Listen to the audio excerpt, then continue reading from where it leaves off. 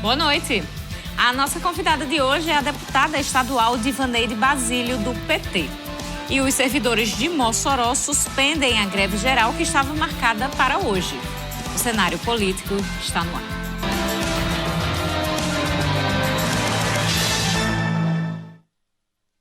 Segunda-feira, começando mais uma semana com muita notícia aqui. Eu espero sua companhia hoje e todos os outros dias da semana, viu, gente? Essa semana tem muita coisa aí para acontecer, ainda tem sessões da Câmara Municipal, recesso só depois da próxima semana. Então, ainda tem a LDO para ser votada na Câmara Municipal de Mossoró. Daqui a pouquinho a gente traz novidades em relação a paralisação, greves, atos unificados. A gente vai falar também sobre o preço da gasolina no programa de hoje. Então, você participa, pode mandar também sua pergunta para a nossa convidada de hoje, a deputada estadual Divaneide Basílio. Ela é muito conhecida lá por Natal, mas está estreitando laços com a região oeste. Vamos conhecer um pouquinho da deputada que está aqui no estúdio com a gente. Manda sua participação através do nosso Twitter, @CenaPolíticoTCM, WhatsApp 8802-8979 e o Instagram, @CenárioPolíticoTCM. Se você ainda não segue, coloca lá, porque aí você fica sabendo com antecedência quem são os convidados do dia. Vamos agora com notícia. Os servidores municipais de Mossoró suspenderam a greve geral que estava marcada para hoje. Em assembleia, eles também definiram ato unificado para a próxima sexta-feira, além de parada da enfermagem nas próximas quinta e sexta-feira. A greve geral dos servidores municipais é a pauta principal da segunda Assembleia Unificada, realizada hoje no Teatro Lauro Monte Filho. Na última reunião, foi deliberado o início da paralisação para esta segunda, mas com a aprovação dos projetos de lei, as representações sindicais vão discutir com as categorias quais os rumos do movimento. Na última Assembleia que nós tivemos na segunda-feira passada, com o indicativo de greve, e esse indicativo de greve tinha como objetivo tirar o PL 17 da Câmara. Só que na terça, mesmo depois de muito protesto dos servidores, o projeto foi aprovado na Câmara e virou a Lei 194, E assim, a gente sabe que esse projeto retira, sim, vários direitos, e a Assembleia de hoje vai ser para fazer uma avaliação, os 4 sindicatos juntos, com todos os servidores do município, para ver o que fazer a partir de agora, já que o projeto já passou na Câmara. Para o diretor do Sindiguardas, o projeto aprovado passou com perda de direitos para os servidores. Mesmo com a inclusão de emendas ao texto original, os pontos mais polêmicos foram mantidos. Foi passar aprovado uma emenda que trata da redução da jornada de trabalho em 50%, para pais com filhos com portadores de necessidades, de deficiências, mas a grande questão e a razão de nós estarmos aqui é a discussão da grande parte de redução de direitos. A lei que altera o sistema de repasses por meio do programa Previne Brasil também está em vigor a partir da aprovação do PL 57. A diretora-geral do Sindisan detalha o que muda para o servidor da saúde. A avaliação é que hoje esse projeto 57, ele estipula metas que antigamente nós não tínhamos, metas que foram estipuladas pelo município, metas inalcançáveis e que vai ser um dos maiores impactos em termos de profissionalismo, porque hoje você vai ter que alcançar um número inatingível, Você vai trabalhar dobrado e talvez não alcance. A questão também do Previne Brasil é o termo de divisão da verba que vem, porque querendo ou não o município ele vai tirar para ele 55%, 5% para apoiadores e 50% para o município, o servidor ficando apenas com 45%. Além das discussões sobre as leis aprovadas, a Assembleia trata sobre debates que envolvem reajuste salarial das categorias que vinham em tratativa com o Executivo. Hoje, nessa Assembleia, nós vamos discutir tudo isso, explicar aos servidores quais as emendas aprovadas, rejeitadas. Vamos votar aqui um ato de protesto em relação a essa aprovação, a tudo que aconteceu na Câmara. E tem também questão de reajuste salarial, que há 7 anos os servidores municipais não têm. Tem o piso da enfermagem também. Tem uma série de demandas reprimidas e que nós vamos debater aqui na Assembleia. Olha, gente, como vocês viram, essa reportagem foi feita no início da Assembleia e no final, sim, houve as deliberações por suspender a greve, pela parada da enfermagem, aí 2 dias nesta semana, e um ato unificado que vai acontecer na sexta-feira, vai ser um cortejo pelas ruas da cidade, semelhante àquele que aconteceu das manifestações pelo piso salarial dos professores. Então, você vai ficar ligado no cenário político, a gente vai trazer tudo para você. E por falar em categoria de servidores, amanhã, os trabalhadores da saúde do Rio Grande do Norte e dos municípios realizarão uma Assembleia Geral da Saúde em Natal. A Assembleia Unificada faz parte do calendário de atividades aprovado no município de Natal e também do dia de paralisação de 24 horas da saúde do Estado, aprovada na última Assembleia da categoria. A atividade também vai contar com caravanas formadas por servidores da saúde dos interiores do Estado. A Regional de Mossoró participará da Assembleia.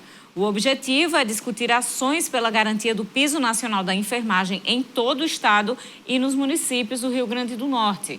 No caso dos servidores estaduais, haverá debate e deliberação com indicativo de greve para os profissionais da enfermagem do Estado, afirma a entidade em suas redes sociais. Tá aí outra categoria que vai parar amanhã, desta vez, aliás, vai realizar a Assembleia amanhã, vai ter deliberações amanhã, dessa vez do Estado.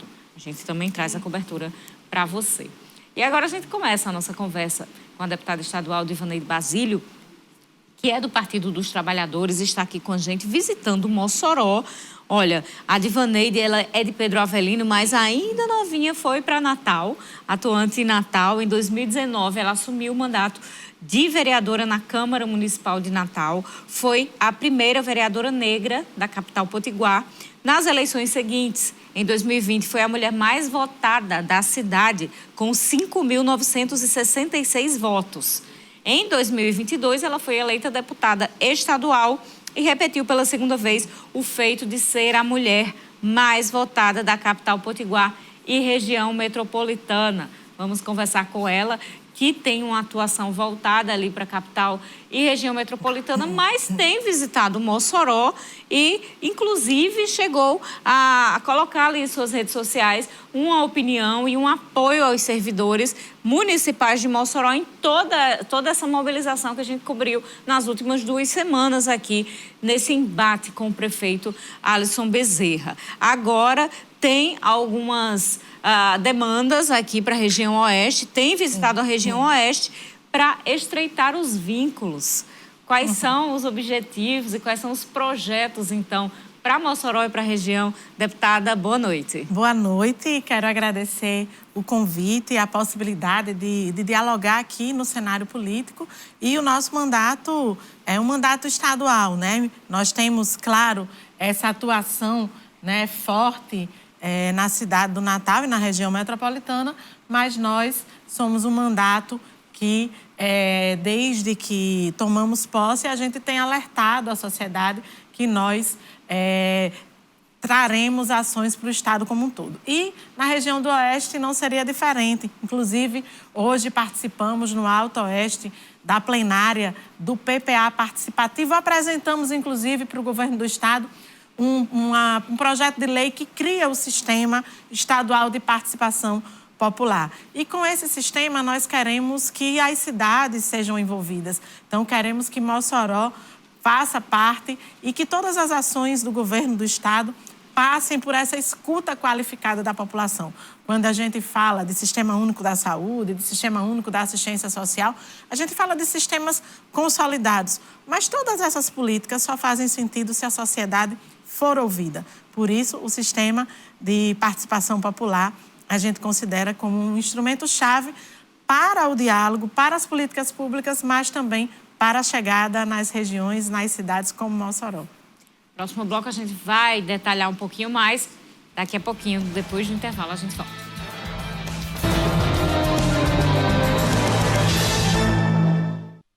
De volta com o nosso programa nesta segunda-feira, pós-Mossoró Cidade Junina. Acabou, viu, gente? Manda aí para você sua impressão do evento de uma forma geral. A gente vem conversando sobre isso desde antes do dia 3 de junho.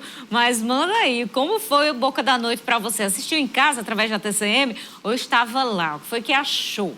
Participe através das nossas redes sociais e manda também sua pergunta para a nossa convidada, a deputada estadual Divaneide Basílio. Participe. E vamos seguindo aqui com notícia. O médico e político Abel Belarmino de Amorim Filho morreu nesta segunda-feira. Ele era irmão do deputado estadual Dr. Bernardo Amorim, do PSDB, e do ex-prefeito Valdênio Amorim, PSB, de Almino Afonso, e tio do presidente da Câmara Municipal de Mossoró, Laurêncio Amorim. Abel lutava contra um câncer de intestino havia mais de 2 anos. Dr. Abel completaria 62 anos em julho. A carreira política herdada do pai, o velho Abel, foi construída nas cidades de Almino Afonso e Rafael Godeiro, na região do Alto Oeste, onde foi prefeito por 5 vezes, sendo uma em Almino Afonso, de 89 a 1992, e 4 em Rafael Godeiro. Nas últimas eleições municipais, em 2020, Dr. Abel conduziu a esposa, Clevilândia Samara de Vasconcelos Belarmino, a Quequé, ao cargo de prefeita de Rafael Godeiro. Dr. Abel era um dos 14 filhos do casal Abel e Geusa. Ele deixa 4 filhos. As prefeituras de Almino Afonso e Rafael Godeiro decretaram luto oficial de 3 dias. O sepultamento ocorrerá amanhã no cemitério público de Almino Afonso. Nossos sentimentos a toda a família, todos os amigos, todos os apoiadores, todos os eleitores do Dr. Abel, e que ele esteja agora em um bom lugar, e força a todos os que conviviam com ele. E agora vamos voltar à nossa entrevista de hoje com a deputada Divaneide Basílio, que está aqui com a gente. A gente estava falando no bloco anterior sobre essas visitas pela região oeste, Pau dos Ferros, Mossoró. Em Mossoró, na semana passada, em meio a todas aquelas manifestações, aquela atribulada relação entre os servidores e o prefeito Alisson Bezerra, a senhora se manifestou em apoio aos servidores. Por quê? Primeiro, eu quero voltar só um pouquinho também para externar minha solidariedade à família de Dr. Abel.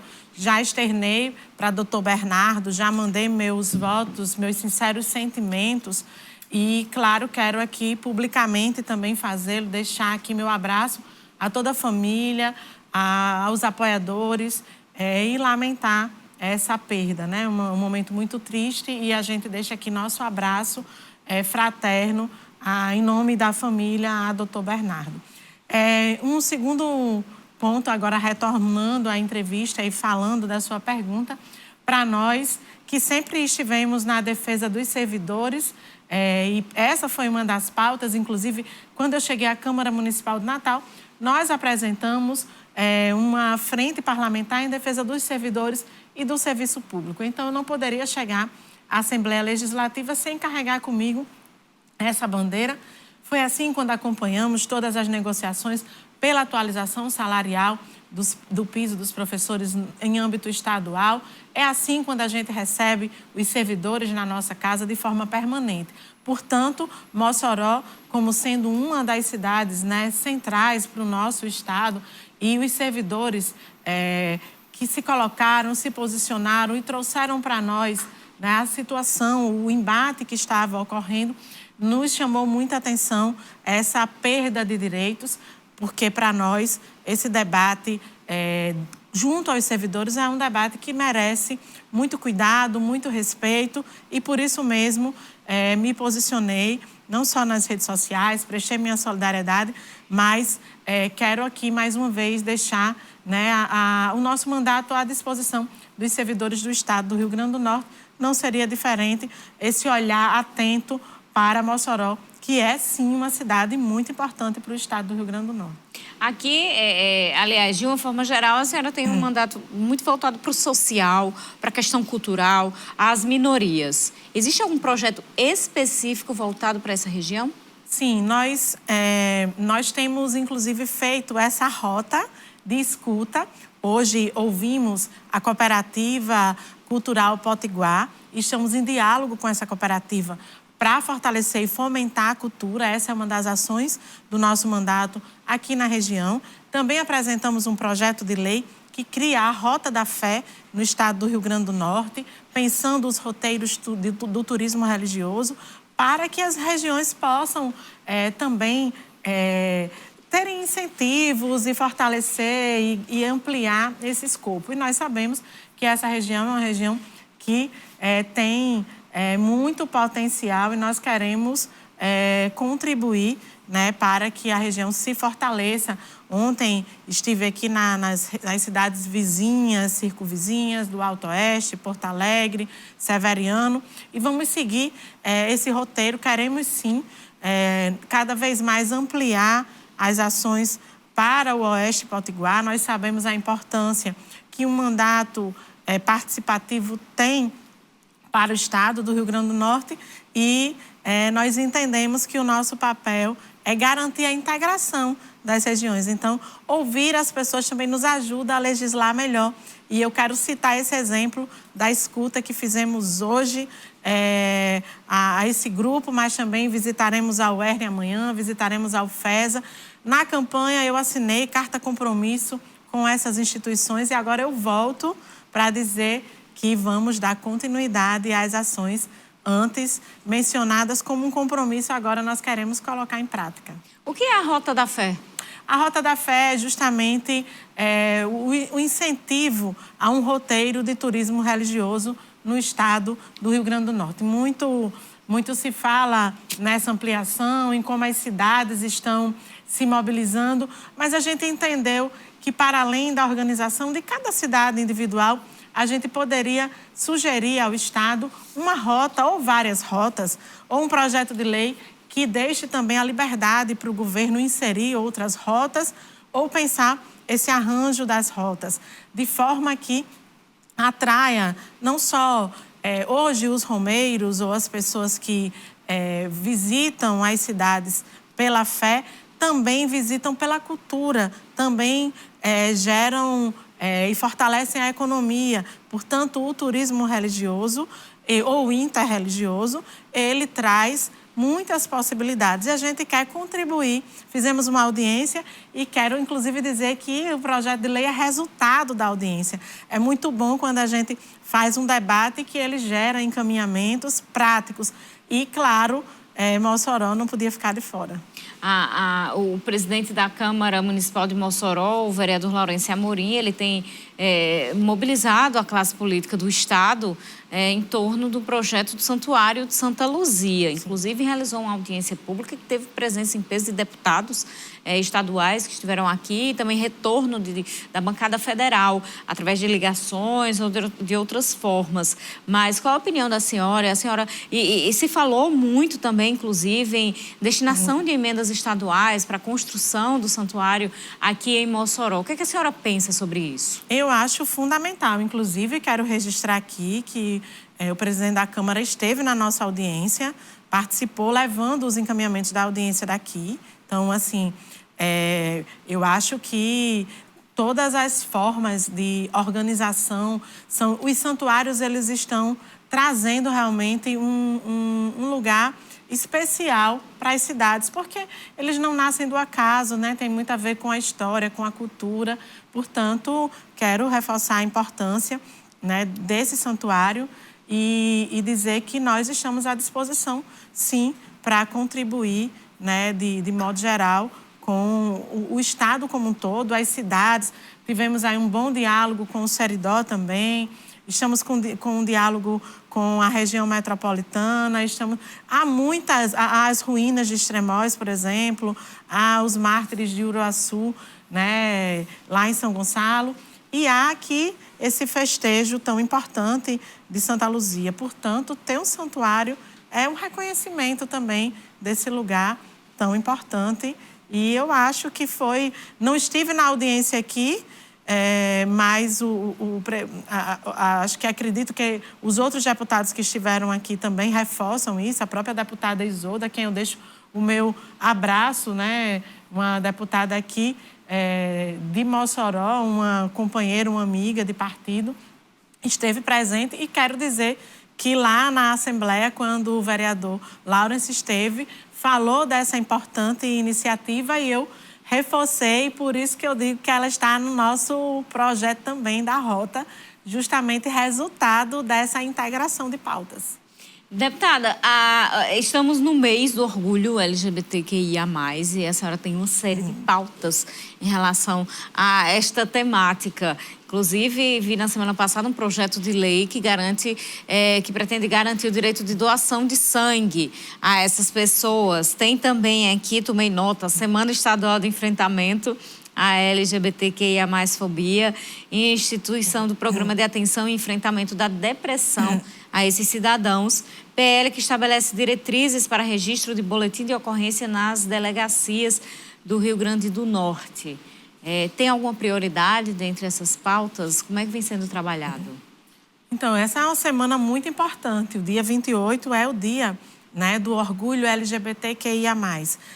Mas, como você citou aí, né, esse conjunto de iniciativas a gente tem feito desde o primeiro dia de mandato. Então, estamos nesse primeiro balanço de 6 meses de mandato, mas é um balanço que nos traz essas 6 iniciativas. Vamos dizer que a gente apresentou uma prioridade por mês para garantir esse cuidado e essa atenção.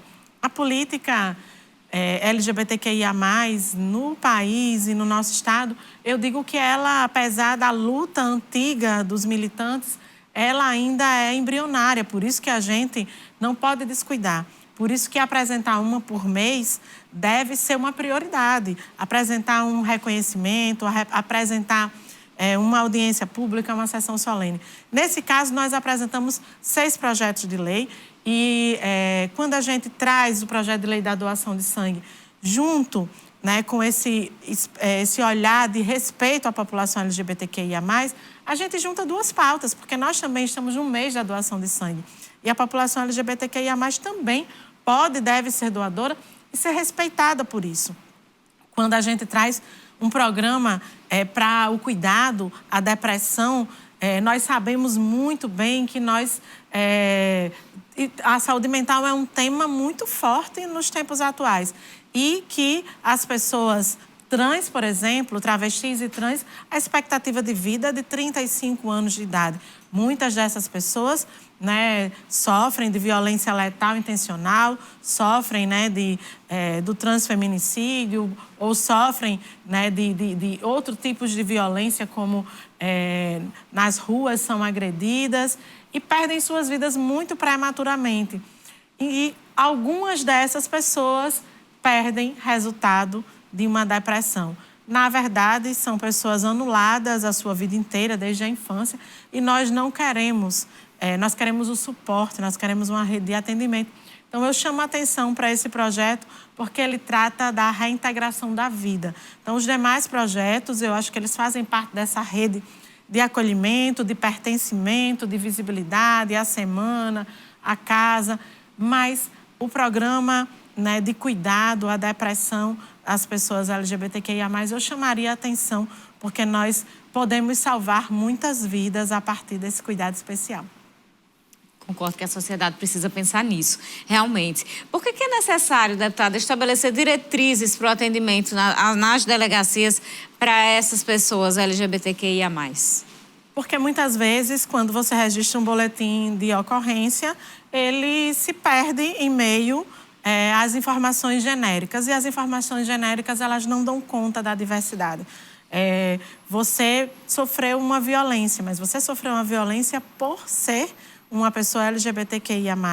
Você sofreu uma violência de gênero, por exemplo, quando a gente fala das violências contra as mulheres, então a gente quer que esteja registrado a identidade de gênero da pessoa. A gente quer que esse boletim de ocorrência traga a identidade para que a gente não apague, né, os processos de investigação, ou para que a gente dê visibilidade a isso, para que a gente intervenha, porque a sociedade ela precisa reagir a todo tipo de violência. A gente precisa viver num mundo de paz, mas quando a gente escamoteia ou quando a gente diz, não, foi uma briga, Não, havia uma pessoa agredida ali e ela era LGBTQIA+.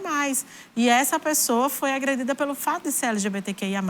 Quando eu, mulher, estou na luta defendendo, enfrentando a misoginia, o ódio às mulheres, ou quando eu falo do feminicídio, eu falo de uma violência para as mulheres. Mas eu não posso esquecer que há um recorte, sim, né, para as pessoas trans, para as pessoas travestis, para as mulheres lésbicas. E é preciso que os serviços se especializem em garantir o direito de existir das pessoas. E esse direito de existir passa pelo respeito à sua própria identidade. Vamos para mais um intervalo. Daqui a pouquinho a gente volta.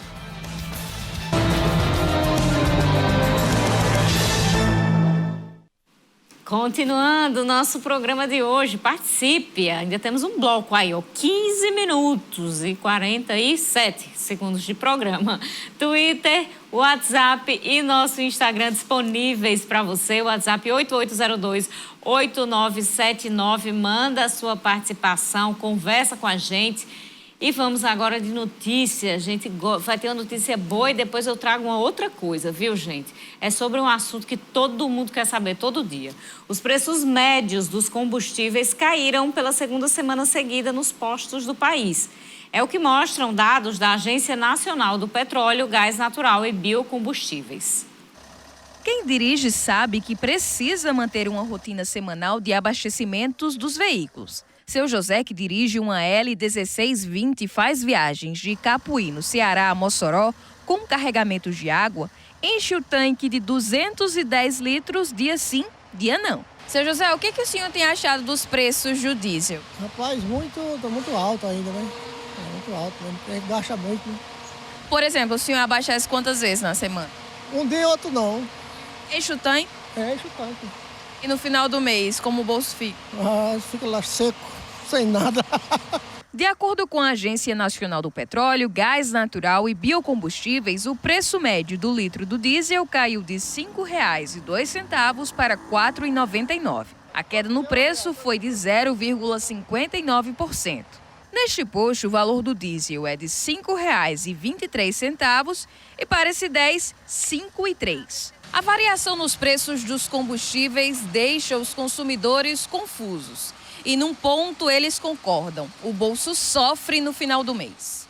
A variação é complicado porque, por exemplo, hoje aqui a gente está na região de Mossoró, a gente está abastecendo, pegando pelo exemplo aqui a gasolina, está de R$ 5,85 e a gente vai aqui próximo, praticamente uma hora de viagem, 60 km, a gente encontra lá o mesmo combustível de R$ 5,55. Então, difícil a gente entender essa variação que encontra em localidades tão próximas. Pois é, tem essa variação também, né? E apesar dessa boa notícia, o governo federal vai aumentar novamente impostos federais sobre gasolina e etanol no início de julho, ou seja, a partir do próximo sábado. O aumento do PIS/COFINS será de 22 centavos por litro no caso dos dois combustíveis.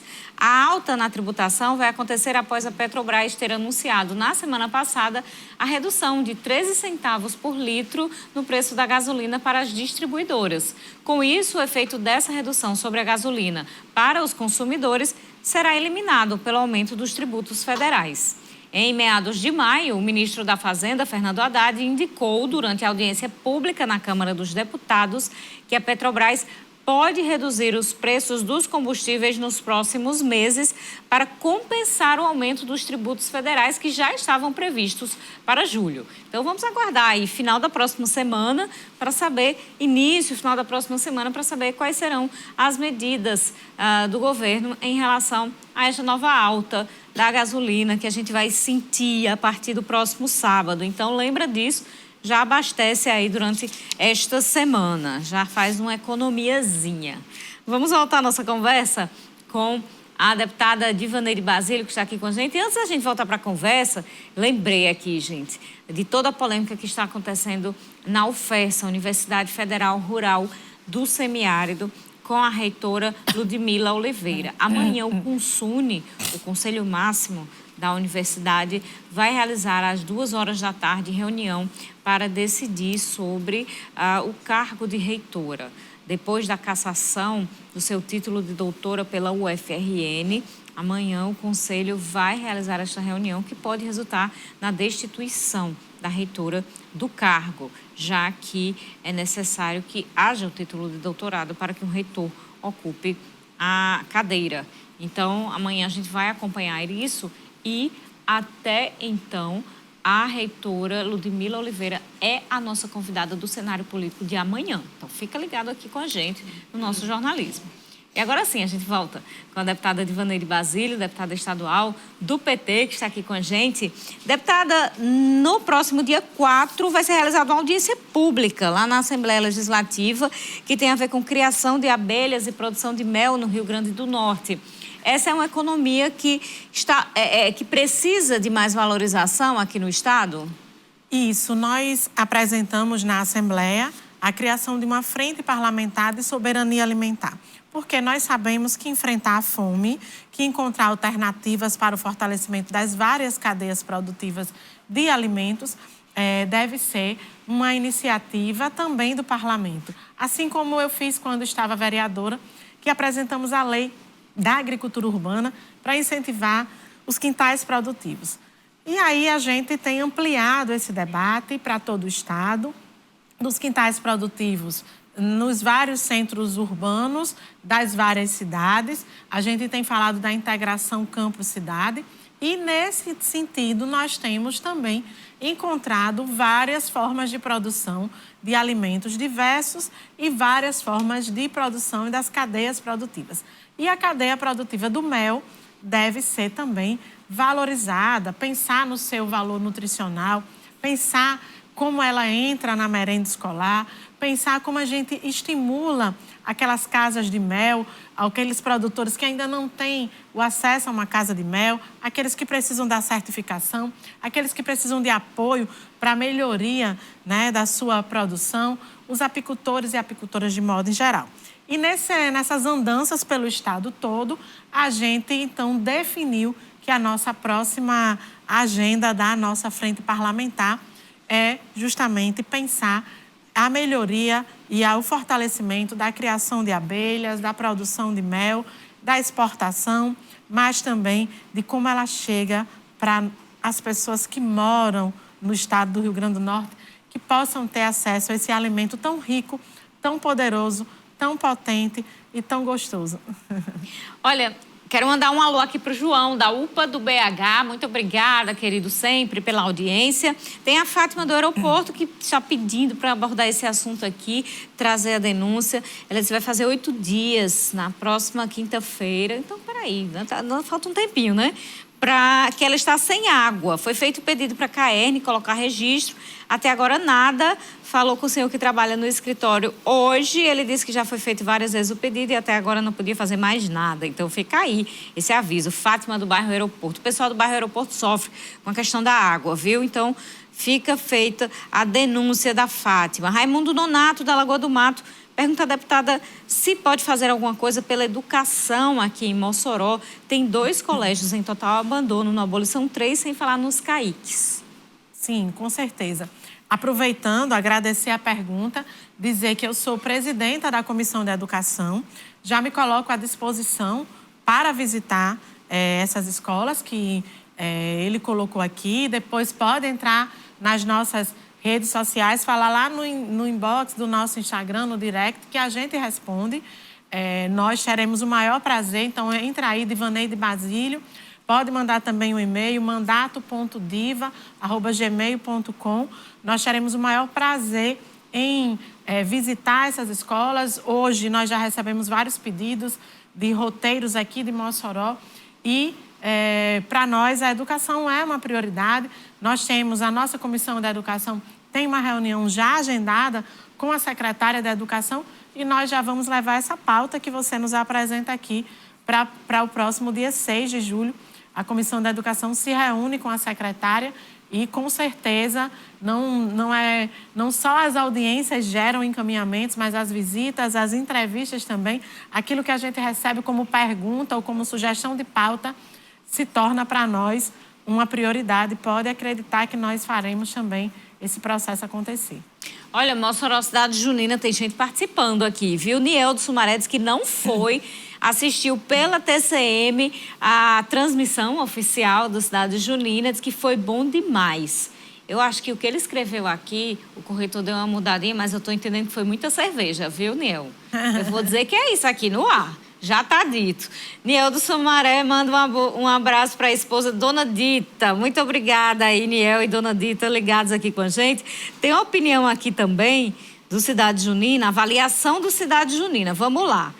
Alexandre do Centro, pontos positivos: bem planejado, estruturado, organizado e seguro.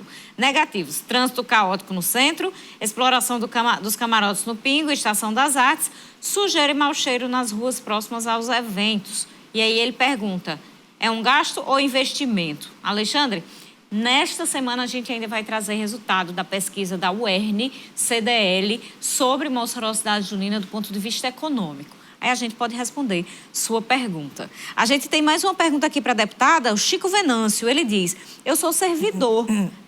Não, peraí, é outra pergunta, Chico Venâncio. Misturei tudo. Chico está dizendo o seguinte, gostaria de saber da deputada, ela como mulher, o que pode fazer pelas mulheres que se encontram numa fila sem fim para cirurgias. Chico Venâncio? Isso. Chico Venâncio, é muito importante sua pergunta. Nós sabemos a importância da melhoria, da ampliação, né, dos atendimentos e das cirurgias. Temos feito esse diálogo também com a CESAP. A secretária Eliane tem mostrado muita sensibilidade em garantir mais celeridade. Nós tivemos, obviamente, um período em que muitas cirurgias ficaram represadas da pandemia, mas nesse momento, né, a gente também sabe da importância de garantir essa celeridade e pode contar com o nosso mandato também para a defesa dessa pauta. Aproveitando, Chico, eu sou a presidenta da Frente Parlamentar da Mulher na Assembleia. Eu queria dizer isso aqui para nós. Aqui o Hospital da Mulher, por exemplo, é uma prioridade de defesa, de fortalecimento, porque sabemos a importância dele para a vida das mulheres. E a sua questão nos traz também uma pauta fundamental para nós, da Frente Parlamentar da Mulher, continuarmos defendendo que é esse acesso das mulheres às cirurgias aqui no estado do Rio Grande do Norte. Mulher que nessa legislatura tem a maior bancada feminina ali na Assembleia Legislativa. E interessante que a deputada no primeiro mandato já assumiu ali a presidência da frente. Muito interessante, então, essa pauta. Vamos aqui para a participação do pessoal. Se a gente tiver tempo, a gente explora um pouquinho mais essa questão. O Ronaldo, ele diz que é servidor público e pergunta por que os deputados só votaram aumento para os professores e não para funcionários como a ESG. Então, Ronaldo, aquela lei era a lei de atualização, né, salarial do piso dos professores do magistério. Mas, inclusive, nós já assumimos esse compromisso na hora do debate e com, né, os sindicatos, justamente para que também seja incorporado todos os servidores no outro projeto, né, que deve ser encaminhado para a nossa Casa Legislativa.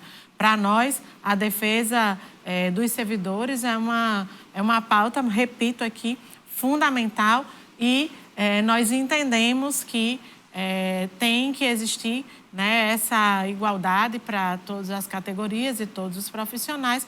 Portanto, com certeza lutaremos para que o projeto seja encaminhado para casa e também que ele tramite o mais rápido nas comissões e assim a gente possa aprovar. Sempre que tiver projetos voltados para os servidores, será, sim, uma prioridade da nossa bancada. Nós estamos atuando como bancada, atuando conjuntamente e para nós é muito importante. Agora, cada projeto ele tem, né, a gente não podia mexer num projeto que trazia o magistério, mas a gente sabe da importância, né, do plano de cargos dos servidores, por exemplo, é algo que a gente já vem debatendo e, com certeza, é uma pauta fundamental e importante para ser também aprovada na nossa casa.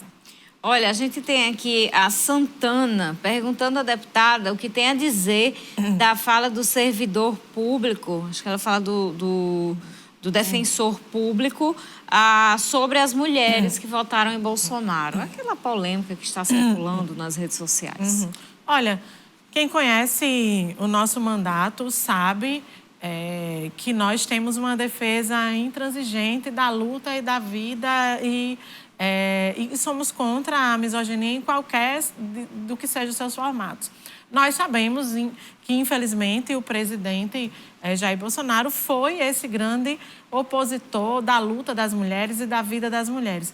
Mas isso não nos dá a possibilidade de aceitar, né, que a gente relacione essa pauta com as mulheres que, porventura, tenham votado nesse cidadão, mesmo sabendo que ele tenha cometido atrocidades ou que seja alguém que sempre tirou direito das mulheres ou que colocou as mulheres como fraca.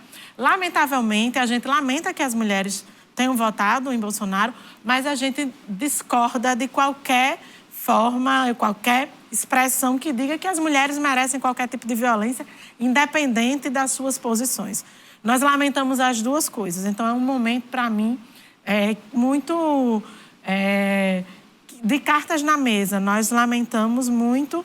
É claro que ninguém merece sofrer nenhum tipo de violência por suas posições políticas. Mas nós também queremos registrar aqui que lamentamos que mulheres tenham votado nesse cidadão que tirou de seus direitos. Mas, nesse caso, nós gostaríamos de dizer que nossa posição é muito clara. Jamais ficaremos a favor de expressões preconceituosas. Deputada Divaneide Basílio, deputada estadual, muito obrigada pela presença no programa de hoje. Muito obrigada, eu que agradeço. Para mim, um momento muito importante. E, como você disse, hoje somos 5 mulheres na casa. Apesar de sermos a maior bancada, ainda somos poucas, mas presidir à frente da mulher é uma honra. E me sinto lisonjeada também de estar aqui nesse cenário político, que é um programa bastante importante para a política do Rio Grande do Norte. Muito obrigada, seja sempre bem-vinda. Muito obrigada pela audiência. Amanhã a gente se encontra ao vivo aqui na TCM. Ótima noite, até lá.